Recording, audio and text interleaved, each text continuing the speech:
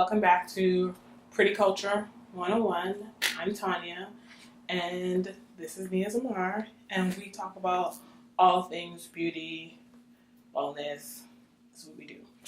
So, if it's your first time here, I want you to start thinking about, maybe go back and watch other videos too, but start thinking about beauty. And when is the first time you start thinking about beauty? I want you to think about how beauty came into your life, because this is what this is about, just really reflecting on our relationship with beauty and what we understand to be pretty. And if you haven't yet, please subscribe. So this week I want to talk about Shadism/Colourism. You might have heard it in either or form over the course of your life. And I'm curious from folks, what does that mean to you? What have you heard that it is? Please comment below and share with me what your understanding of it is. I think some of y'all will be able to reflect on this whole light skin versus dark skin thing if you're part of Black culture, if you're a Black person. And I think that other folks may have different relationships with it, may have seen documentaries. Maybe I'll find some and link them below so you have other resources. Show what Shadism is and Colourism is this scale of judgment around who is beautiful and who is not beautiful in their relation to whiteness. Plain and simple. It's who is closest to whiteness on the scale, therefore thinking that whiteness is the epitome of beauty. This is coming from a very Eurocentric, very white supremacist standard that lightest skin that you can be with the loosest hair that you can be means you're the closest to beauty. And that is essentially what the scale is based off of. And the furthest away you are from it, the assumption is that you are the furthest away from what the beauty standard is. And why I think it's an important conversation that we have is because it's not a thing of yesterday. I think we sometimes talk about it like, oh, like back then this is what people were doing. A lot of people are judging each other, and it's still a really real thing. You know, you can still see it in Hollywood or on TV or, you know, even on social media when you think about who gets the most likes and who gets the most views on things, down to when you think about who are you often seeing in very frontline positions. Even when you go to certain countries and you go to resorts, you'll see that people who are lighter skin are often people who are more working with you very closely, while people who are doing more cleaning type work or whatever, I don't know why I'm doing air quotations for cleaning because that's what they're doing, but whatever kind of work that they're doing, you'll see how there's still that system that's happening there. And some of the institutions that I work, as I said, it's like white supremacy and Eurocentric beauty standards, but it impacts people because, again, finances, opportunities that people are able to access is impacted by this judgment of who is beautiful and who is not. But these judgments also come with storylines. This idea of angry Black woman, for instance, oftentimes that concept of it is more so imposed onto darker skinned Black women. This idea that those women are angrier than any other type of Black woman. It's fucked up, it's not true. But these are some of the storylines, and what I'm hoping that you start thinking about when you start thinking about what Shadism and Colourism is how it then impacts how we treat people. How do we treat someone who is of a darker complexion, who may have kinkier hair? How do we treat somebody who's of a lighter complexion?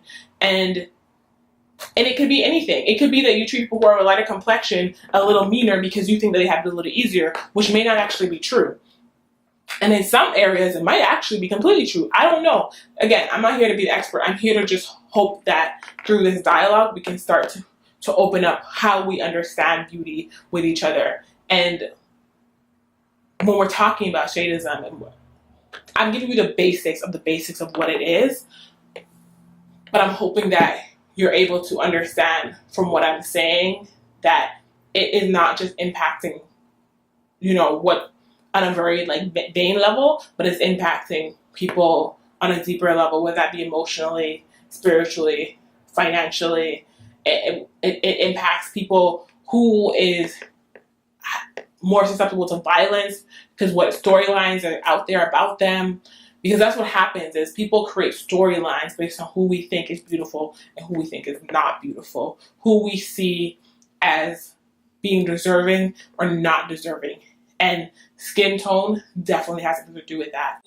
Because I had this conversation recently where someone was talking about how they feel like sometimes what happens on social media, what happens within the realm of entrepreneurs is that lighter skinned women are held up on this pedestal and given opportunities that darker skinned women may not have access to because people don't necessarily want them to be the face of a movement or a brand or whatever. I feel like I couldn't mention this without mentioning the fact that what Rihanna did was so revolutionary because she included so many different shades in her definition of beauty. And that's important to our entire healing process because it pushes other brands to also include the full variety of our skin tones when they're defining beauty and creating products for us. And people nowadays are trying to challenge that and be more open-minded, but it's definitely still a thing that's going on. So I feel like it's worth it to be mindful of how we're treating people. For me, when we start thinking about how do we heal from this, how do we in our own world, because again, we don't control anybody else, we can't control what anybody else is doing, but how do we in our own world be mindful? For me, I try to be mindful of what content I take in. I try to be mindful of when I'm liking pictures, even thinking to myself, what pictures am I liking and why am I liking that? Why do I think that's beautiful?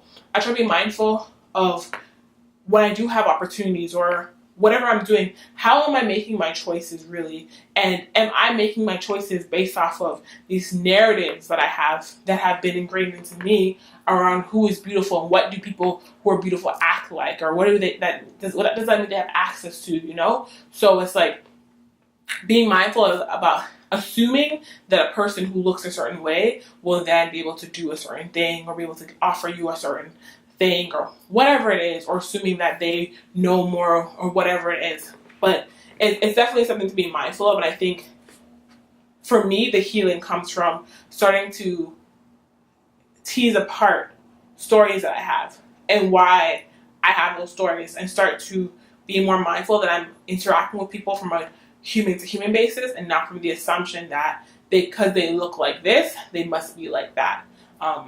Kind of thing. And also part of my resisting shadism is really,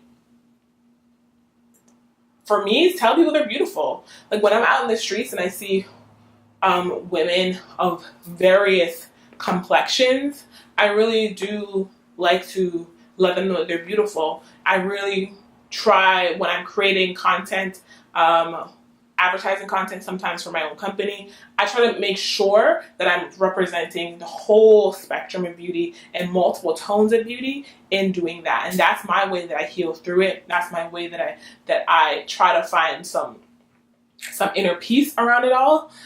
And I'm curious from you, what do you do? How do you combat shadism in your daily life? What are the little things that you feel like you can do in your own world to heal some of what you have learned? And my unlearning and my healing may look different from someone else who is a darker skin tone, who has had different experiences altogether, or a lighter skin tone who's had different experiences altogether. It may look different, and that's completely okay. I'm just curious from y'all, what are you doing to heal yourself in your daily life? How are you ensuring that you're resisting against some of what's happening? I'm so curious, so please share with me down below. And if you have not subscribed, please feel free to do so. And let's keep the dialogue going into talking more about this concept of hood in the next video. And I'm going to explain what I mean by that in the next video, so please stay tuned. I look forward to talking to you. Peace. Stay beautiful.